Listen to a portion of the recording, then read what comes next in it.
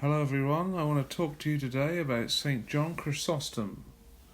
St. John Chrysostom is one of the most important saints in the Orthodox Church, in Orthodox Christianity.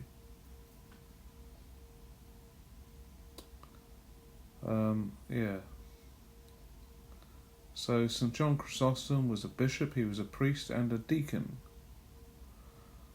I'm going to start by saying St. Andrew the Apostle was the founder of the Church of Byzantium. Now, who ordained St. Andrew the Apostle?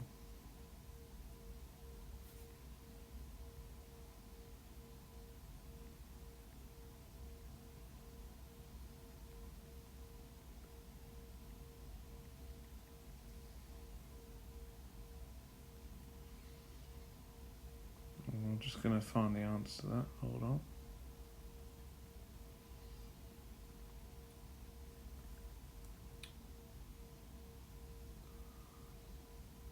So according to early Christian tradition, the Apostle Andrew, one of the 12 apostles, is considered the founder and first bishop of Byzantium, which later became Constantinople, now Istanbul. The Apostle Andrew himself was one of the original apostles of Jesus Christ, called directly by Jesus Christ. He did not need to be ordained by another bishop. His authority came from Jesus Christ, as were the apostles' authorities. So the answer is that Apostle Andrew received his authority from Jesus Christ as an apostle.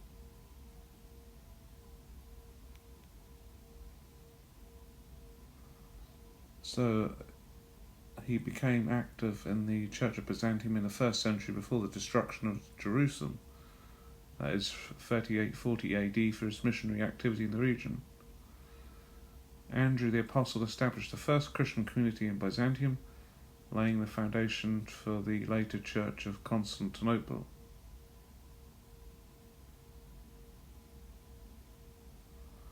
Right, so now we're going to look more at the life of St. John Chrysostom.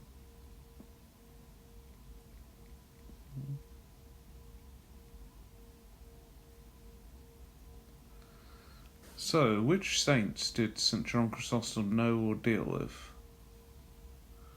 Well, St. John Chrysostom, Archbishop of Constantinople, and one of the greatest church fathers, personally knew, corresponded with, or dealt with several other saints of his time. Some were his friends and allies, others were opponents in theological or political conflicts. Saints that St. John Chrysostom personally knew or worked with. St. Basil the Great. St. John Chrysostom admired St. Basil the Great deeply. St. Basil the Great ordained St. John Chrysostom as a deacon. St. Basil the Great strongly influenced St. John Chrysostom's theology and ascetic ideals. St. Gregory of Nazianzus.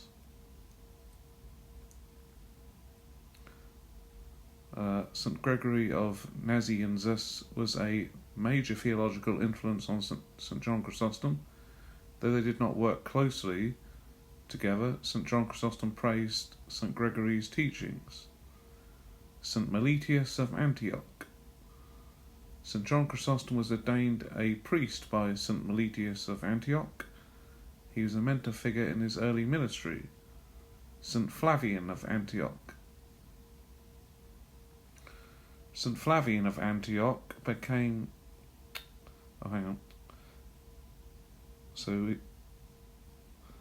St. John Chrysostom served under St. Flavian of Antioch before becoming Archbishop of Constantinople. So, saints that defended St. John Chrysostom. St. Olympias, the deaconess, a close spiritual friend and supporter. St. John Chrysostom wrote many pastoral letters to her during his exile. St. Innocent, Pope of Rome. St. Innocent, Pope of Rome, supported St. John Chrysostom when he was unjustly deposed. He advocated for his restoration. So, saints who opposed or were in conflict with John Chrysostom. St. Epiphanius of Salamis opposed St. John Chrysostom during the Origenist controversy. Despite conflict, Epiphanius is honoured as a saint.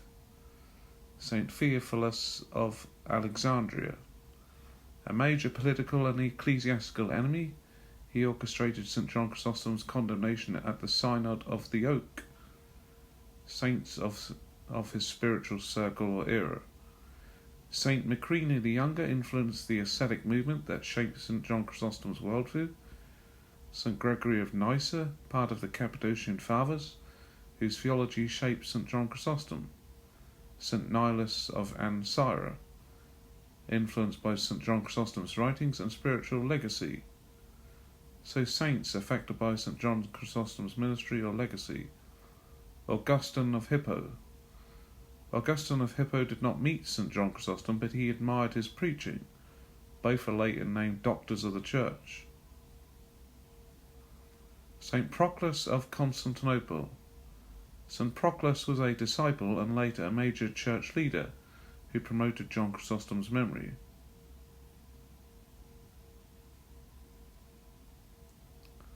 So, saints who corresponded with John Chrysostom.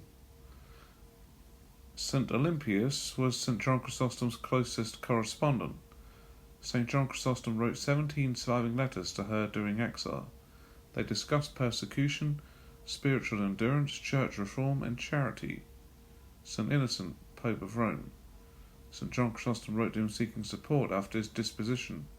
St. Innocent, Pope of Rome, defended John Chrysostom and condemned the Synod of the Oak. St. Proclus of Constantinople. St. Proclus was a disciple who preserved and promoted John Chrysostom's teachings. He continued honouring him after his death. St. Nilus of Ancyra. St. Nilus was influenced by John Chrysostom and exchanged ideas within ascetic circles. Saints who opposed St. John Chrysostom politically or doctrinally. St. Theophilus of Alexandria. He was a primary political enemy of John Chrysostom. He led the Synod of the Oak that deposed St. John Chrysostom, conflict tied to Origenist controversy and church authority. St. Epiphanius of Salamis. He opposed St. John Chrysostom over Origenist teachings. Their disagreement reflected broader theological tensions. St. Severian of Gabala. He was a rival preacher who helped turn imperial opinion against John Chrysostom.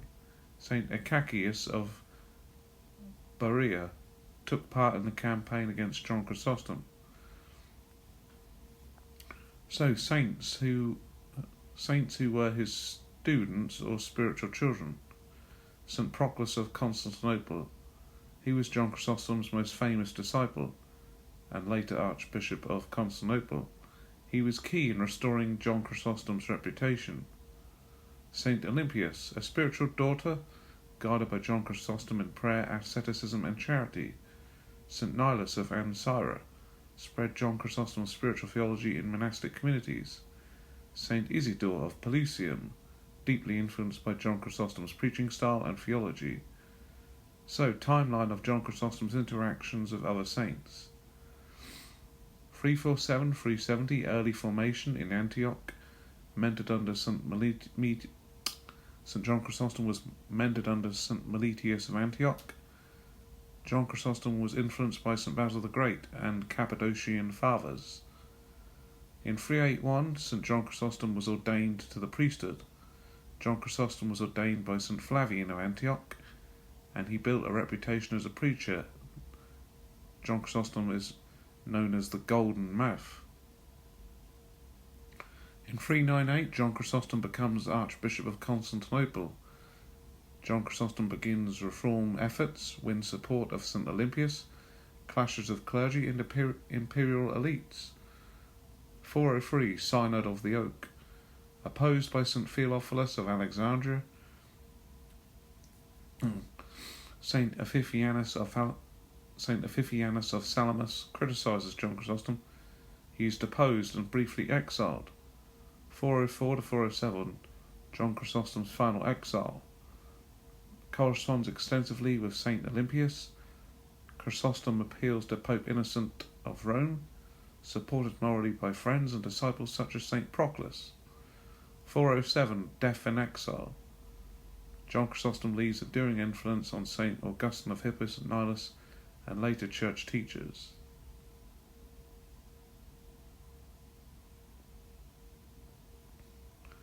So why was John Chrysostom deposed? John Chrysostom was deposed in 403 largely because of a mix of political rivalry, personal hostility, church power struggles, and theological controversy, more than for any proven doctrinal error. Below is a clear breakdown of why it happened. John Chrysostom's moral reforms angered powerful clergy. John Chrysostom, as Archbishop of Constantinople, he condemned corruption, luxury, simony among clergy. John Chrysostom removed or disciplined wealthy and influential priests and bishops. John Chrysostom refused lavish banquets and redirected church funds to charities and hospitals. This created bitter enemies among church elites who felt threatened. John Chrysostom threatened the imperial court, especially Empress Eudoxia. John Chrysostom publicly denounced extravagance, vanity, and injustice in the imperial court, practices he saw as immoral or oppressive. Empress Eudoxia believed John Chrysostom's sermons targeted her personally. A famous accusation claimed he compared her to Herodias, who sought John the Baptist's death. This turned the imperial government against him. John Chrysostom had a conflict with Theophilus of Alexandria, church politics. St. Theophilus of Alexandria sought to weaken Constantinople's influence. Key issues: power struggle between Alexandria and Constantinople. John Chrysostom sheltered monks accused of Origanism, angering Theophilus. St. Theophilus orchestrated a hostile council called the Synod of the Oak. This was the legal mechanism used to depose John Chrysostom. Dubious charges at the Synod of the Oak. The charges were largely political or trivial, including insulting clergy, acting arrogantly, misusing church funds, violating ecclesiastical protocol. John Chrysostom was not allowed to properly defend himself. The trial was widely considered unjust and rigged. So point number 5, the Origenist controversy. Although John Chrysostom was not an Origenist, John Chrysostom was accused of tolerating Origenist monks. This gave opponents a theological pretext to attack him. Point number 6, public support, but imperial power won. The people of Constantinople loved John Chrysostom and protested his removal. However, imperial authority backed his enemies. He was exiled first to Bithynia and then further east. Pope Innocent of Rome and Western bishops declared the disposition invalid. Rome had judged the Synod of the Oak unlawful. Rome had judged John Chrysostom's removal unjust. This is why John Chrysostom is remembered as a wrong saint, not a condemned heretic. So, John Chrysostom was deposed because he challenged corruption, offended political power, threatened rival bishops, and became the victim of a politically motivated church trial, not because he taught false doctrine. So what were the exact charges against John Chrysostom? At the Synod of the Oak, John Chrysostom was accused of a mix of political, moral and procedural crimes. Most were exaggerated or fabricated. Key charges included insulting and demeaning other bishops, accused of being arrogant and abusive toward fellow clergy, mismanagement of church property, alleged misuse of funds and favoritism towards certain monks, tolerating Origenist monks, allowed certain monks accused of heresy, Origenist teachings, to reside in Constantinople, undermining the authority of other bishops, especially Theophilus of Alexandria and his allies. Point number 5. Insolence toward the imperial court. Sermons criticizing the empress and high officials. Essentially, the charges were politically impersonal, not doctrinal. So what happened at the Synod of the Oak? Point number 1. Convening the Synod. In May 403, St. Theophilus of Alexandria assembled about 40 bishops at a small council in a forest near Chalcedon. Point number 2, presentation of charges. St. Theophilus and his allies listed John Chrysostom's alleged offences. Point number 3, denial and protest. John Chrysostom defended himself vigorously, but was not allowed to fully respond. Point number 4, disposition vote. The bishops voted to depose him. Some bishops supported him, but they were outnumbered. Point number 5, exile order issued. Emperor Arcadius, influenced by St. Theophilus, and the emperor signed John Chrysostom's first exile to Caucasus in Armenia, Bithynia. Point number 6, public outcry in Constantinople. The people rioted, calling John Chrysostom the Golden Mouth, forcing the emperor to temporarily allow him back. Point number 7, John Chrysostom's second exile. Shortly after, Eudoxia influenced the emperor again, sending him further east toward Pityus, modern-day Georgia. Death and exile. John Chrysostom died on the way, exhausted and ill. So he died of illness. So why did Empress Eudoxia hate John Chrysostom? Point number 1, public criticism of the court. John Chrysostom openly condemned luxury, vanity, and moral corruption of the imperial family. Point number 2, allegorical sermons. John Chrysostom compared women of power to biblical figures like Herodias, seen as a personal attack on Eudoxia. Support for the poor. John Chrysostom redirected resources from imperial ceremonies to charitable causes, undermining her influence. Refusal to flatter authority. Unlike other clergy, John Chrysostom refused to politically praise the empress, which offended her pride. This personal animosity was a major driver of John Chrysostom's exile and persecution. So, timeline from appointment to exile. In 398 AD, John Chrysostom becomes Archbishop of Constantinople. He begins reforms and preaching against corruption. In 398 to 402, John Chrysostom gains popularity with the people. He criticizes wealthy clergy and imperial excesses. 402 AD, relations worsen with Empress Eudoxia and Theophilus of Alexandria. Conflict with Origenist monks begins. 403 AD, the Synod of the Oak convened. John Chrysostom was deposed, exiled to Caucasus in Armenia. 403 to 404 AD, riots in Constantinople forced temporary return. John Chrysostom continues preaching and reforms. 404 AD, Empress Eudoxia pressures Emperor Arcadius. John Chrysostom is exiled further, east toward Pityus. In 407 AD, John Chrysostom dies in exile, worn down by travel and illness. So, in summary, John Chrysostom's disposition was mostly political, caused by his outspoken morality, reformist zeal, and enemies at court and in the church. The Synod of the Oak was a rigged council used as a legal cover for his removal. Eudoxia hated John Chrysostom for personal and political reasons, not theological ones. John Chrysostom maintained immense popular support, which is why John Chrysostom is remembered as a saint, the Golden Mouth.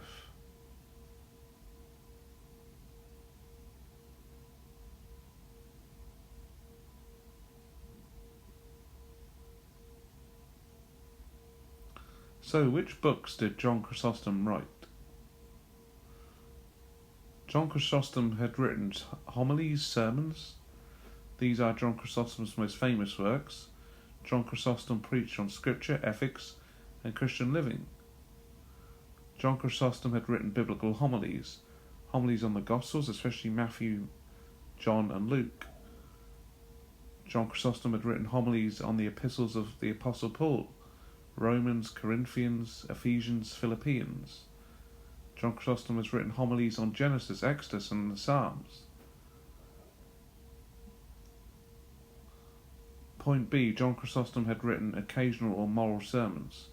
John Chrysostom had written sermons on wealth, charity, humility, and social injustice, sermons against corruption in clergy and court life. Many of these homilies survive in Greek and have been translated into Latin and modern languages. John Chrysostom had written a number of letters. John Chrysostom had written letters to individuals. John Chrysostom had written a letter to St. Olympius on guidance on ascetic life, charity, and perseverance during exile. John Chrysostom had written a letter to Pope Innocent of Rome, a defence against disposition, and other clergy, monks, and lay people. John Chrysostom had written letters to the faithful. These were instructions on spiritual life, ethics, and Christian conduct. Over 200 letters survive in collections. John Chrysostom had written biblical commentaries. John Chrysostom has wrote extensive exegesis, often embedded in his homilies, but also in dedicated commentaries. Commentary on Matthew, John, and Romans. Commentary on the Psalms. Commentary on Acts and Epistles. John Chrysostom was known for being practical, ethical, and pastoral rather than purely theological. Point number 4. Ascetic and moral treatises. These works guided monks, clergy, and laity on the priesthood advised for clergy, on virginity. John Chrysostom gave guidance for women and men living ascetic lives. He had written on wealth and poverty, moral exhortations for rich and poor. John Chrysostom had written on the statues, critique of pagan idolatry and societal morals. Liturgical writings. John Chrysostom had written Eucharistic prayers and liturgical texts, many used in the Byzantine Rite. John Chrysostom had written homilies often functioned as catechetical teaching for Sunday worship. Point number 6. Miscellaneous works. He had given exhortations and admonitions, practical guidance for spiritual life. He'd written against the Jews, controversial but theological writings of his era. He had written catechetical instructions, preparation for baptism and Christian living.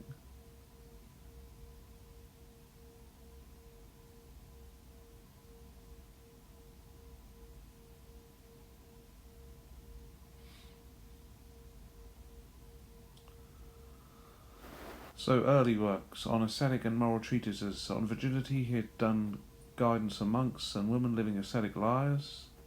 He had written on statues, critique of pagan idolatry, early homilies. John Chrysostom had written homilies on Genesis, practical moral lessons. He had written homilies on the Psalms, early sermons for monastic ordinances.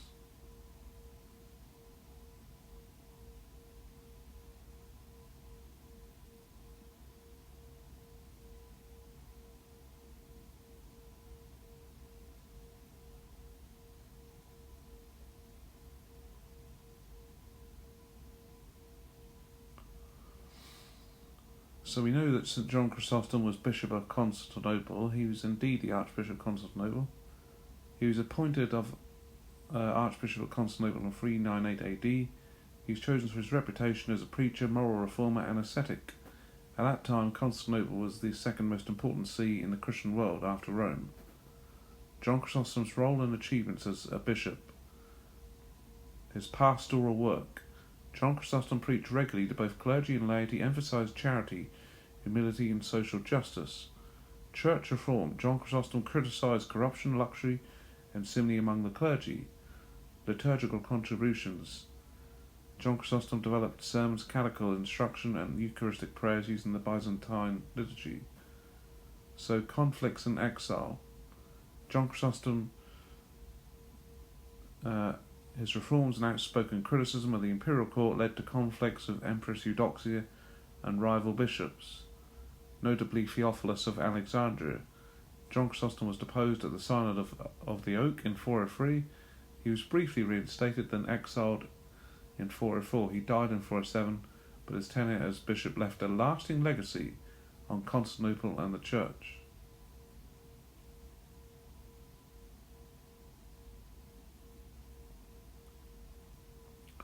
So, conclusion: John Chrysostom was Archbishop of Constantinople from 398 to 404, and his episcopacy is one of the most celebrated in church history due to his preaching, reforms, and spiritual writings.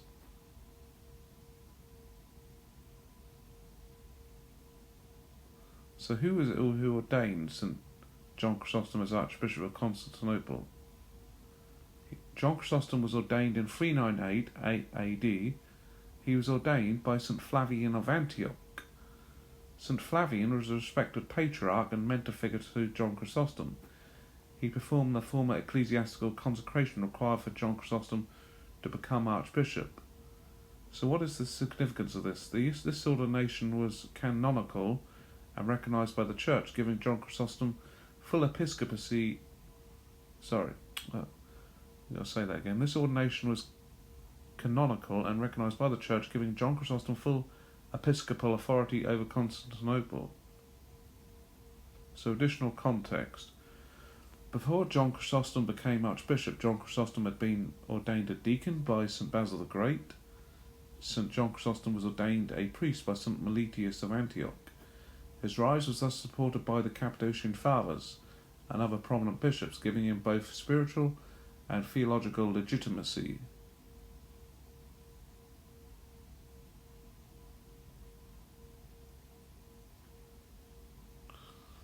So now I'm going to give you a lineage from his time as deacon, priest and bishop, including all the saints ordained or mentored him.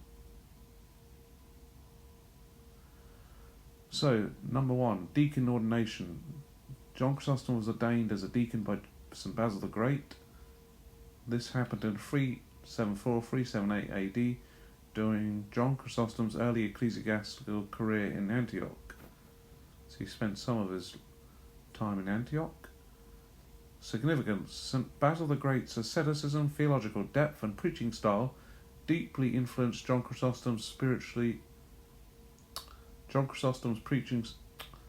St. Basil's asceticism, theological depth and preaching style deeply influenced John Chrysostom's spirituality and eloquence. So, mentorship. St. Basil the Great served as a mentor to John Chrysostom, guiding him in ascetic discipline and pastoral duties. John Chrysostom adopted St. Basil's emphasis on charity, moral rigour and clarity of preaching. Priest ordination. St. Meletius of Antioch ordained John Chrysostom as a priest. This happened in the early 380s in Antioch. So the significance of this is St. Meletius of Antioch provided pastoral and theological grounding. John Chrysostom gained recognition as a preacher and moral guide, preparing him for high office. St. Meletius of Antioch was a mentor to John Chrysostom, and he introduced John Chrysostom to the leadership of the church, handling doctrinal disputes and pastoral responsibilities. Bishop, Archbishop, ordination. John Chrysostom was ordained Archbishop of Constantinople by Flavian of Antioch in 398 AD. He gave John Chrysostom full episcopal authority in the second most important see in Christendom. And St. Flavian validated Chrysostom's appointment canonically in the church hierarchy. St. Flavian of Antioch guided John Chrysostom in managing the complex politics of Constantinople, although conflicts with imperial and local clergy later emerged. So influential mentors, not direct ordainers. St. Gregory of Nazianzus, theological influence especially on the Trinity and ethics. St. Gregory of Nyssa, Cappadocian theological foundation, particularly on asceticism and morality. St. Macrina the Younger, she was an influence on John Chrysostom on ascetic and monastic life. So, summary, lineage chart. St. Basil the Great ordained Chrysostom as deacon. St. Meletius of Antioch ordained John Chrysostom as priest. St. Flavian of Antioch ordained Chrysostom as Archbishop of Constantinople.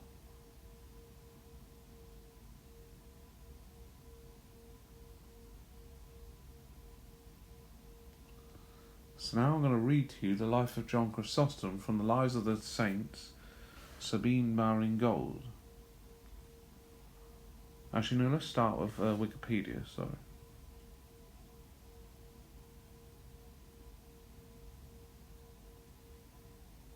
So this is what Wikipedia says about St. John Chrysostom.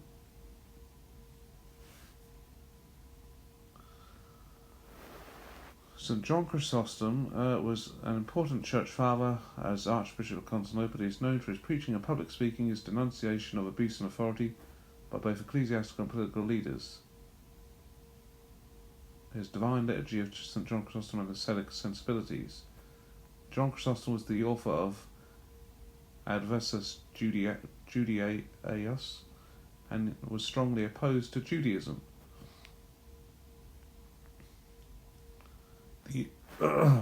The epithet Chrysostomus, anglicised as Chrysostom, means golden mouth in Greek and denotes his celebrated eloquence.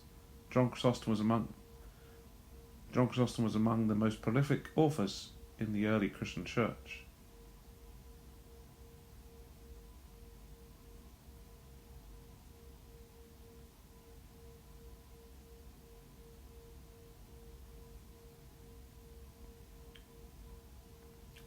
John Chrysostom is honoured as a saint in the Eastern Orthodox, Oriental Orthodox, Catholic, Anglican and Lutheran churches, as well as in some others.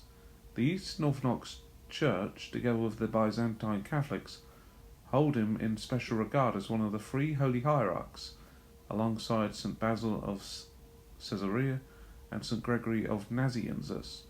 Along with them, and Athanasius of Alexandria, he is also regarded as one of the four great Greek Church Fathers. The feast days of John Chrysostom in the Eastern Orthodox Church are September the 14th, November the 30th, and 27th of January. In the Catholic Church, John Chrysostom is recognised as a doctor of the Church. Because of the date of John Chrysostom's death is occupied by the Feast of the Exaltation of the Cross, September the 14th, the General Roman calendar celebrates him since 1970 on the previous day, September the 13th, from the 13th century to 1969. It did so on January the 27th, the anniversary of the translation of his body to Constantinople. Of other Western churches, including Anglican provinces and Lutheran churches, some commemorate him on September the 13th and others on January the 27th. John Chrysostom is honoured on the calendars of the Church of England and the Episcopal Church on September the 13th. The Coptic Church also recognises John Chrysostom as a saint, with feast days. So, John Chrysostom's early life. John Chrysostom was born in Antioch, Roman Syria, modern-day Antakya or Hatay, Turkey, in 347. Different scholars describe his mother Anfusa as a pagan or as a Christian. John Chrysostom's father was a high-ranking military officer. John Chrysostom's father died soon after his birth, and he was raised by his mother. John Chrysostom was baptized in 368 or 373, and tonsured as a reader, one of the minor orders of the church. It was sometimes said that he was bitten by a snake when he was 10 years old, resulting in infection from the bite. Hold on just a moment. So who was it who baptized John Chrysostom? I'm just going to see if I can find the answer to that.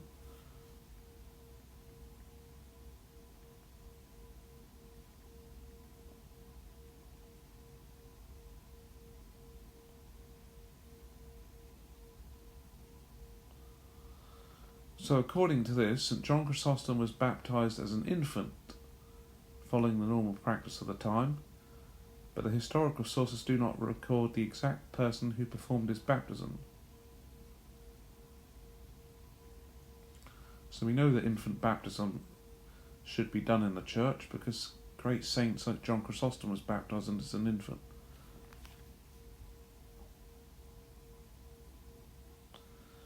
So, context of John Chrysostom's baptism. The time of his baptism was 347 to 349 in Antioch. This happened in Antioch, where he was born and raised. In his family, his father Secundus was a high-ranking military officer. His mother Anthusa was deeply Christian and influenced his early faith. So practice. Infant baptism was already common in the 4th century in the Eastern Orthodox Church, so it is likely that John Chrysostom was baptized by a local priest in Antioch. Unlike his ordinations as deacon, priest and bishop, which were by well-known saints, his baptism was routine, and the baptizer's name was not preserved in historical records. What is significant is that his Christian upbringing, guided by his mother Anthusa, laid the foundation for his later spiritual and theological life.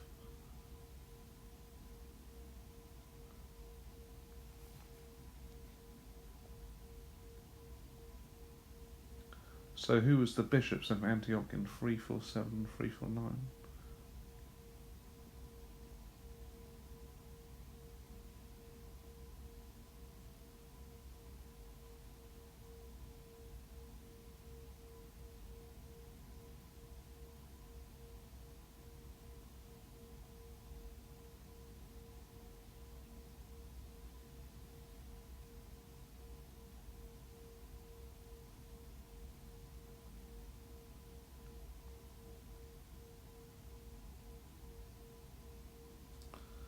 So we don't know for sure, but it's possible that St. Paulus of Antioch, or Eudoxius, records are somewhat unclear, but the sources indicate St. Paulus was the bishop of Antioch in the mid-340s. Eudoxius of Antioch was an Arian, may have exerted influence in the city around this time, but his official role is debated.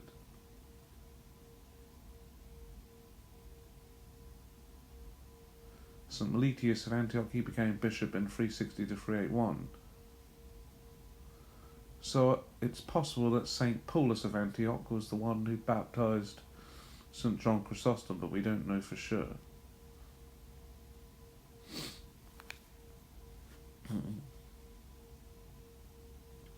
So moving on, John Chrysostom's education. As a result of his mother's influential connections in the city, John Chrysostom began his education under the rhetorician Libanius in the Sophist school. From Libanius, John Chrysostom acquired the skills for a career in rhetoric, as well as a love of the Greek language and literature. Eventually, John Chrysostom became a lawyer. As John Chrysostom grew older, however, he became more deeply committed to Christianity, and he went on to study theology under Diodorus of Tarsus, the founder of the reconstituted school of Antioch. According to the Christian historian Sozomen, Libanius was supposed to have said on his deathbed that John Chrysostom would have been his successor if the Christians had not taken him from us. John Chrysostom lived in extreme asceticism and became a hermit in about 375. He spent the next 2 years continually standing, scarcely sleeping, and committing the Bible to memory. As a consequence of these practices, his stomach and kidneys were permanently damaged, and poor health forced him to return to Antioch. John Chrysostom was first ordained as a reader in the church of Antioch by Zeno of Verona upon the latter's return from Jerusalem. Later, he was ordained as a deacon in 381 by the Bishop Meletius of Antioch, who was not then in communion with Alexandria and Rome. After the death of St. Meletius of Antioch, John Chrysostom separated himself from the followers of St. Meletius. Without joining Polinius II of Antioch, the rival of St. Meletius for the bishopric of Antioch. But after the death of St. Paulinus in 388, he was ordained presbyter or priest by Evagrius of Antioch, the successor of Paulinus by the Eustathius of Antioch faction in the city. John Chrysostom was destined later to bring about reconciliation between Flavian of Antioch, Alexandria and Rome, thus bringing these 3 sees into communion for the first time in nearly 70 years. In Antioch, over the course of 12 years, John Chrysostom gained popularity because of the eloquence of his public speaking at the Golden Church, Antioch's cathedral, especially his insightful expositions of Bible passages and moral teaching. The most valuable of his works from this period are his homilies on various books of the Bible. He emphasized charitable giving and was concerned with the spiritual and temporal needs of the poor.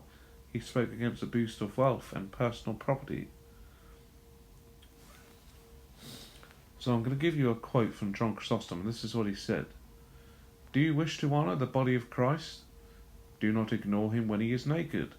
Do not pay him homage in the temple, clad in silk, only then to neglect him outside when he is cold and ill-clad. He who said, "This is my body," is the same who said, "You saw me hungry, and you gave me no food. And whatever you did to the least of my brothers, you also did to me."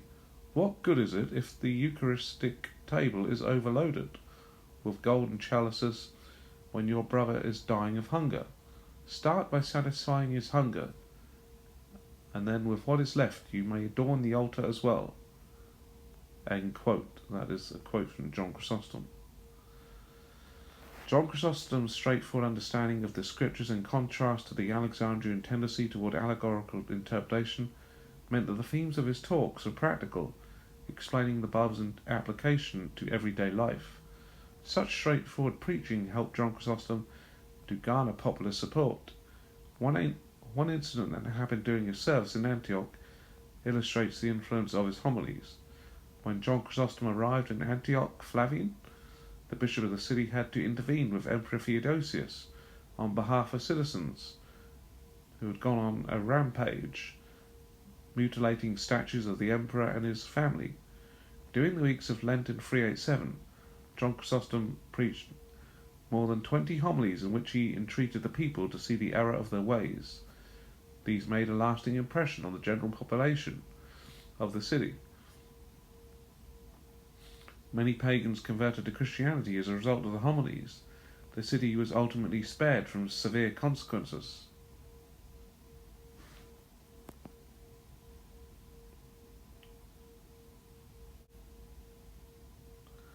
So, John Chrysostom's time as Archbishop of Constantinople. In the autumn of 397, John Chrysostom was appointed Archbishop of Constantinople, after having been nominated without his knowledge by the eunuch Eutropius. He had to leave Antioch in secret due to fears that the departure of such a popular figure would cause civil unrest. During John Chrysostom's time as Archbishop, he adamantly refused to host lavish social gatherings, which made him popular with the common people, but unpopular with wealthy citizens and the clergy.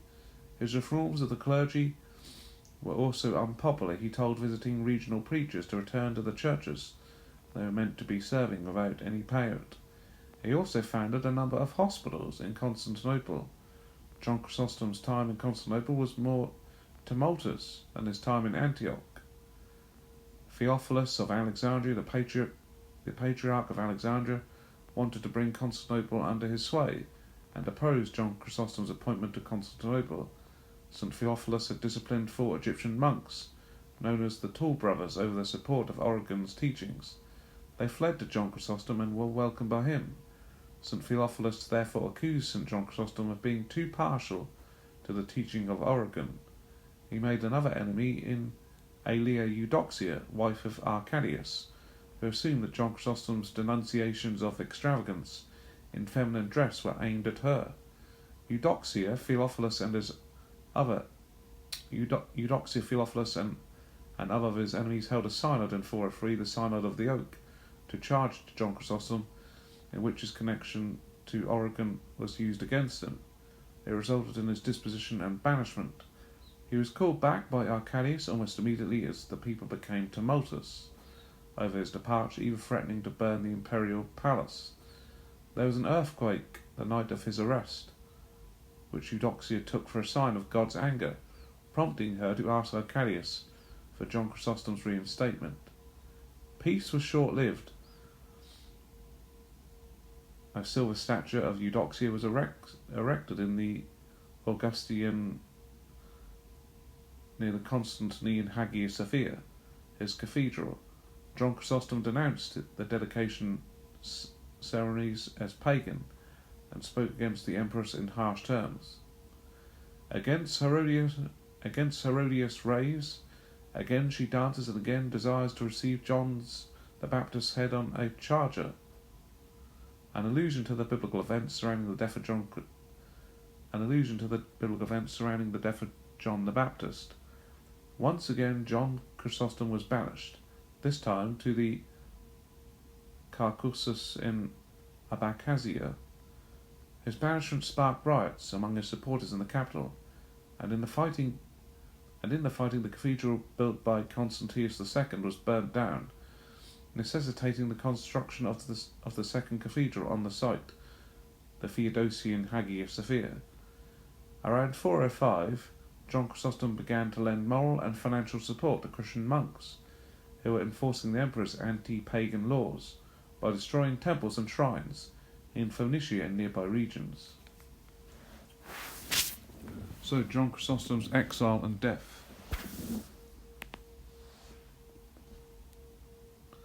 The causes of John Chrysostom's exile are not clear, though Jennifer Barry suggests that they have to do with his connections to Arianism. Other historians, including Wendy Mayer and Geoffrey Dunn, have argued that the surplus of evidence reveals a struggle between Johannite and anti-Johannite camps in Constantinople soon after John Chrysostom's departure and for a few years after his death. He was faced with exile, and John Chrysostom wrote an appeal for help to free churchmen.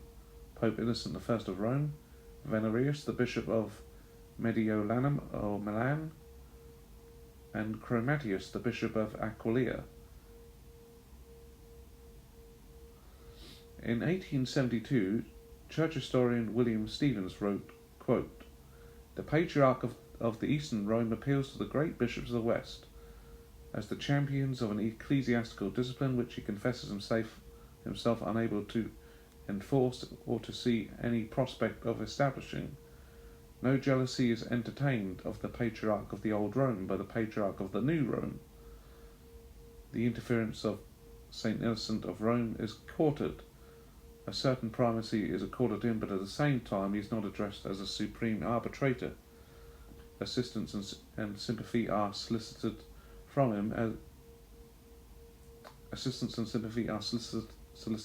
him as from an elder brother, and 2 other prelates of Italy are joint recipients of him of the appeal." Pope Innocent of Rome protested John Chrysostom's banishment from Constantinople to the town of Caucasus in Cappadocia, but to no avail. St. Innocent of Rome sent a delegation to intercede on behalf of John Chrysostom in 405. It was led by Gaudentius of Brescia. Gaudentius and his companions, 2 bishops, encountered many difficulties and never reached their goal of entering Constantinople. John Chrysostom wrote letters which still held great influence in John Chrysostom wrote letters which still held great influence in Constantinople. As a result of this, he was further exiled from Caucasus, where he stayed from 404 to 407, to Patuant in modern Georgia. John Chrysostom never reached this destination alive, as he died at Komona Pontica, modern-day Gumenek, that is in Turkey, on 14th of September 407. During the journey, John Chrysostom died in the Presbyterium, or community of the clergy, belonging to the Church of St. Balacus of Komana. His last words are said to have been, "Glory be to God for all things."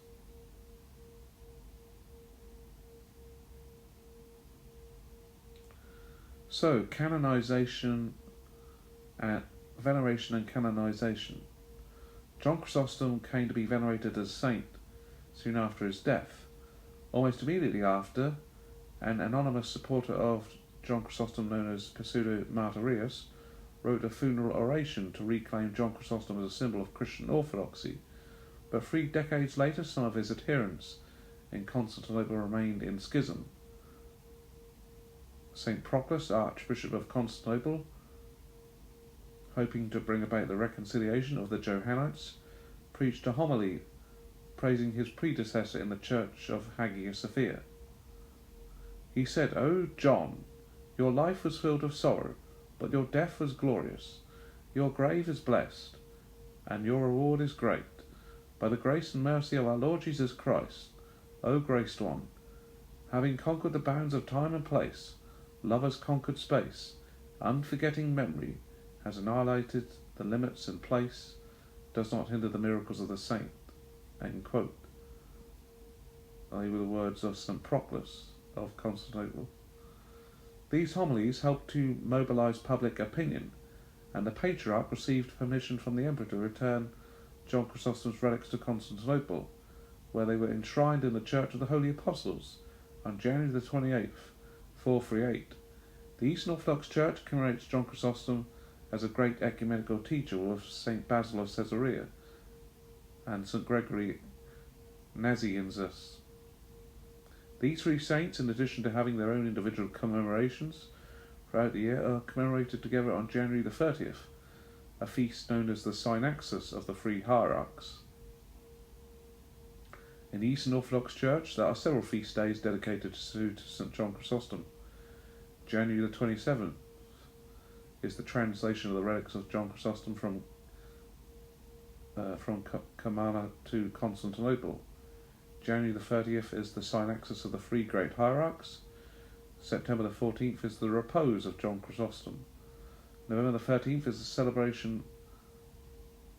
November the 13th celebration was transferred from September the 14th by the 10th century as the exaltation of the cross became more prominent.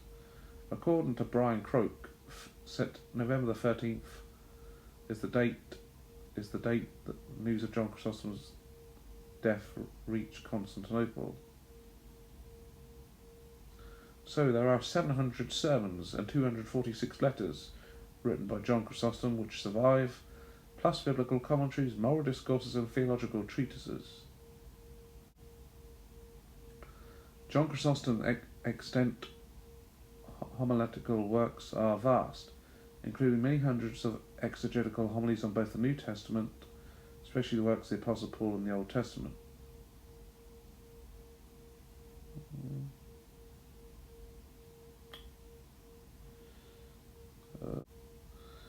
These homilies by John Chrysostom were written down by stenographers and are subsequently circulated, revealing a style that tended to be direct and greatly personal, but forming the rhetorical conventions of his time and place. In general, his homiletical theology displays much characteristics of the Antiochian school, more literal in interpreting biblical events, but he also uses a good deal of the allegorical interpretation more associated with the Alexandrian school. John Chrysostom's social and religious world was formed by the continuing and pervasive presence of paganism in the life of the city. One of his regular topics was the paganism in the culture of Constantinople, and in John Chrysostom's homilies he thunders against popular pagan amusements in the theatre, horse races, and the revelry surrounding holidays. In particular, John Chrysostom criticises Christians for taking part in such activities.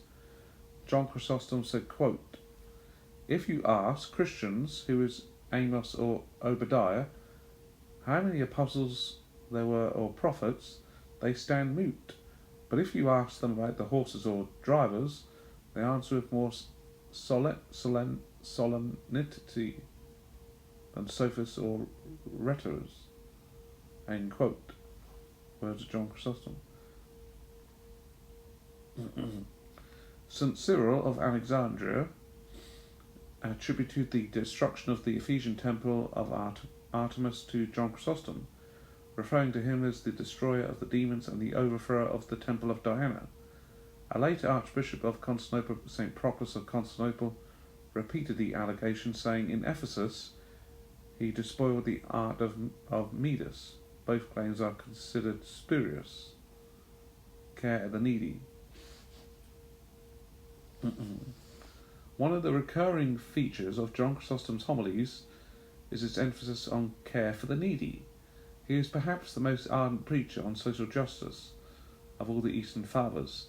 Echoing themes found in the Gospel of Matthew, he calls upon the rich to lay aside materialism in favour of helping the poor. often employing all his rhetorical skills to shame wealthy people to abandon conspicuous consumption. John Chrysostom said, quote, "Do you pay such honour to your excrements as to receive them into a silver chamber pot, when another man made in the image of God is perishing in the cold?" End quote, words of John Chrysostom. Among these lines, John Chrysostom often wrote about the need for almsgiving and its importance alongside fasting and prayer. Prayer without almsgiving is unfruitful, he said. John Chrysostom had written homilies against Jews and Judaizing Christians. During John Chrysostom's first 2 years as presbyter in Antioch, John Chrysostom denounced Jews and Christians in a series of 8 homilies delivered to Christians in his congregation who were taking part in Jewish festivals and other Jewish observances. It is disputed whether the main targets were specifically the so-called Judaizers or Jews in general. His homilies were expressed in the conventional manner, using the uncompromising rhetorical form known as the pasogos, Greek blame censure. One of the purposes of these homilies was to prevent Christians from participating in Jewish customs, and thus prevent the perceived erosion of John Chrysostom's flock. In his homilies, John Chrysostom criticised those Judaizing Christians who were participating in Jewish festivals and taking part in other Jewish observances, such as the Shabbat, submitted to circumcision and made pilgrimage to Jewish holy places. There had been a revival of Jewish faith and tolerance in Antioch in 361, so John Chrysostom's followers and the greater Christian community were in contact with Jews frequently, and John Chrysostom was concerned that this interaction would draw Christians away from their faith identity. John Chrysostom claimed that synagogues were full of Christians, especially Christian women, on the Shabbats and Jewish festivals, because they loved the solemnity of the Jewish liturgy and enjoyed listening to the shofar and Rosh Hanasha, and applauded famous preachers in accordance with the contemporary custom. Due to St. John Chrysostom's stature in the Christian church, both locally and within the greater church hierarchy, his sermons were fairly successful in spreading anti-Jewish sentiment. In Greek, the homilies were called kata ludeaion, which is translated as adversus Judaeosus in Latin and against the Jews in English. The original Benedictine editor of the homilies, Bernard, gives the following footnote to the title: "A discourse against the Jews, but it was delivered against those who were Judaizing and keeping the fasts with them, the Jews." According to patristic scholars, opposition to any particular view during the late 4th century was conventionally expressed in a manner, using the rhetorical form known as the pasogos, whose literary conventions were to vilify opponents in an uncompromising manner. Thus it had been argued that to call John Chrysostom an anti-Semite is to employ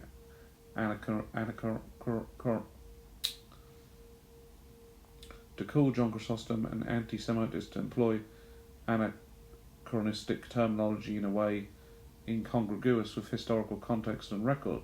This does not preclude assertions that John Chrysostom's theology was a form of anti-Jewish supersessionism.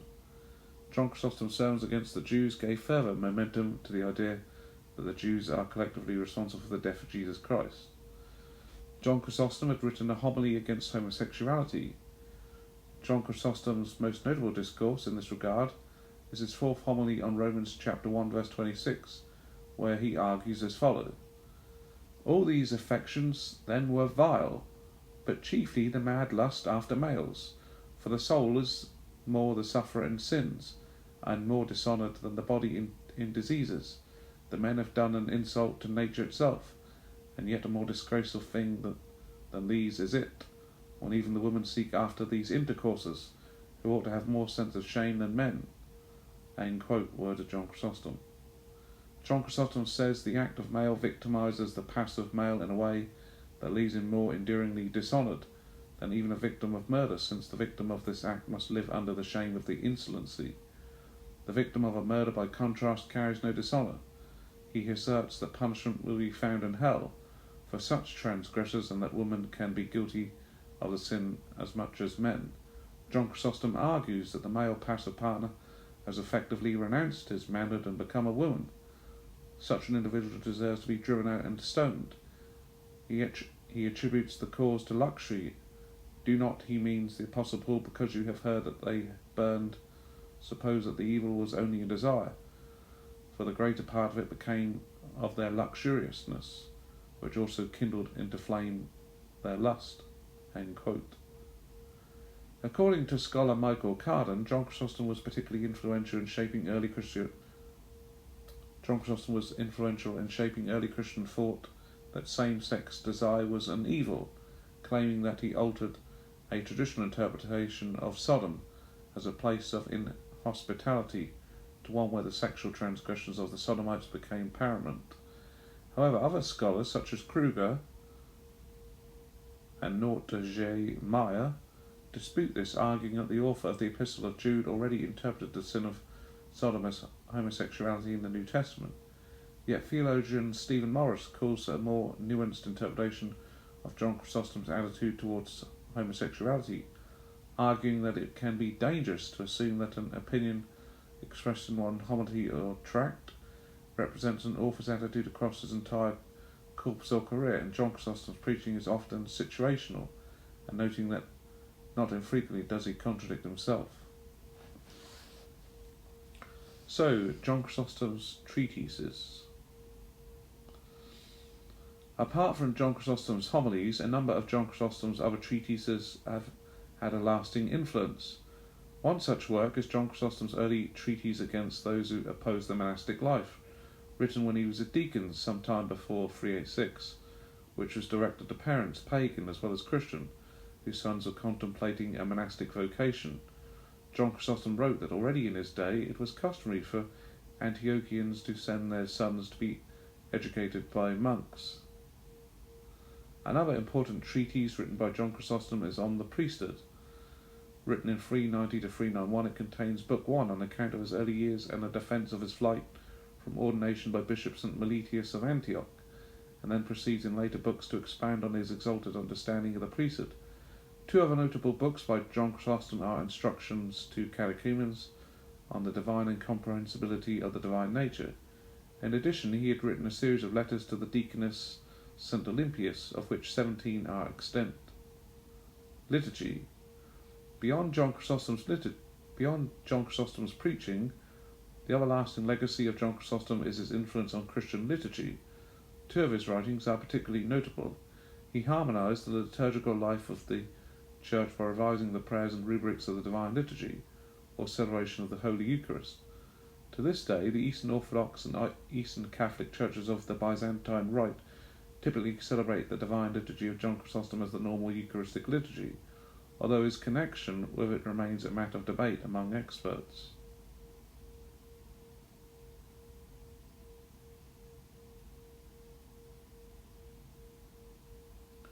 So, legacy and influence.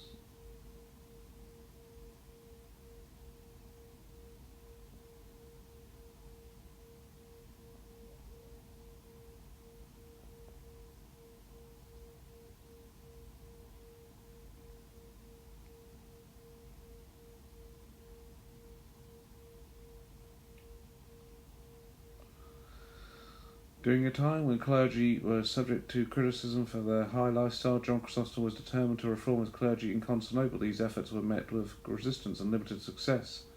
He was seen as an excellent preacher whose homilies and writings are still studied and quoted. As a theologian, he has been and continues to be very important in Eastern Christianity, and he is generally considered among the three holy hierarchs of the Greek Church, but he has been less important to Western Christianity. His writings have survived to the present day, more so than any other of the Greek fathers. Catechism of the Catholic Church. The Catechism of the Catholic Church cites him in 18 sections, particularly his reflections on the purpose of prayer and the meaning of the Lord's Prayer. Consider how Jesus Christ teaches us to be humble, by making us see that our virtue does not depend on our work alone, but on grace from on high.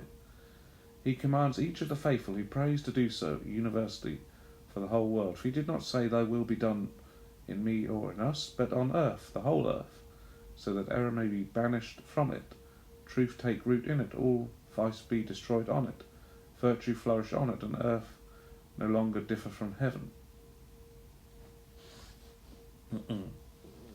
Protestant clergy.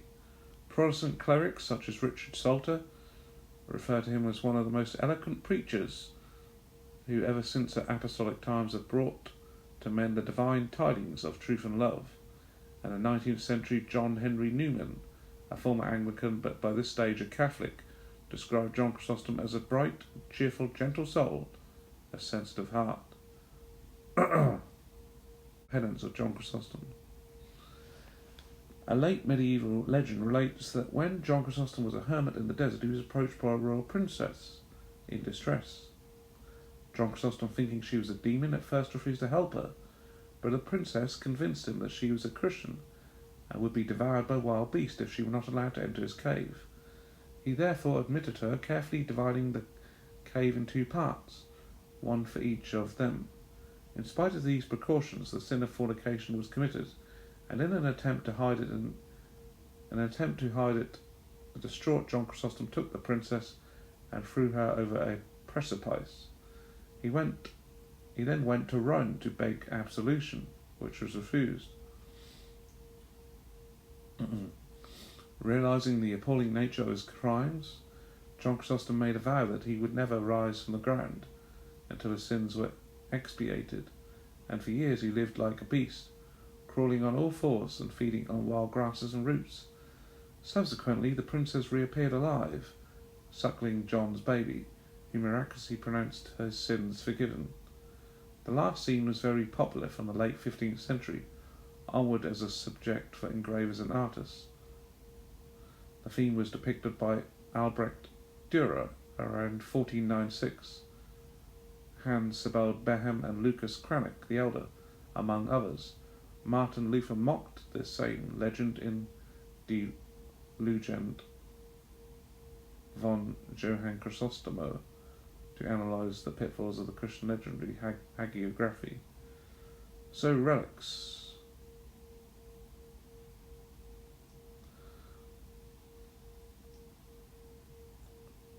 John Chrysostom died in the city of Comana in 407 on his way to his place of exile. There his relics remained until 438, when 30 years after his death they were transferred to Constantinople during the reign of the Empress Aelia Eudoxia's son, the Emperor Theodosius, under the guidance of John's disciple, St. Proclus of Constantinople, who by that time had become Archbishop of Constantinople. Most of John Chrysostom's relics were looted from Constantinople by Crusaders in 1204, and they were taken to Rome, but some of his bones were returned to the Orthodox Church on November the 27th, 2004 by Pope John Paul II. Since 2004, the relics have been enshrined in the Church of St. George, Istanbul.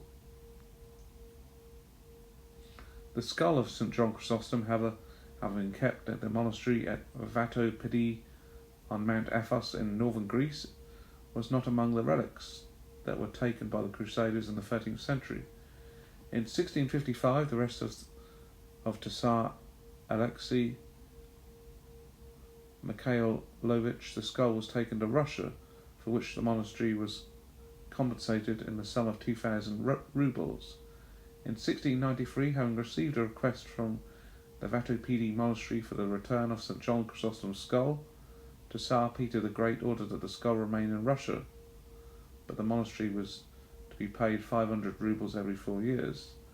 The Russian state archives document these payouts up until 1735. The skull of John Chrysostom was kept at the Moscow Kremlin in the Cathedral of the Dormition of the Mother of God until 1920, when it was confiscated by the Soviets and placed in the Museum of Silver Antiquities. In 1988, in connection with the 1000th anniversary of the baptism of Russia, the head along with the other important relics was returned to the Russian Orthodox Church and kept at the Epiphany Cathedral until being moved to the Cathedral of Christ the Saviour after its restoration. Today the monastery at Vato Petit posits a rival claiming to possessing the skull of John Chrysostom, and there is a skull venerated by pilgrims to the monastery as that of Saint John. 2 sites in Italy also claim to have John Chrysostom's skull: the Basilica di Santa Maria del Fiat in Florence and the Del Pozzo Chapel in Pisa. The right hand of St. John Chrysostom is preserved at Filifo Monastery on Mount Athos, and numerous smaller relics are scattered throughout the world. So there you go, folks, that's the story of St. John Chrysostom.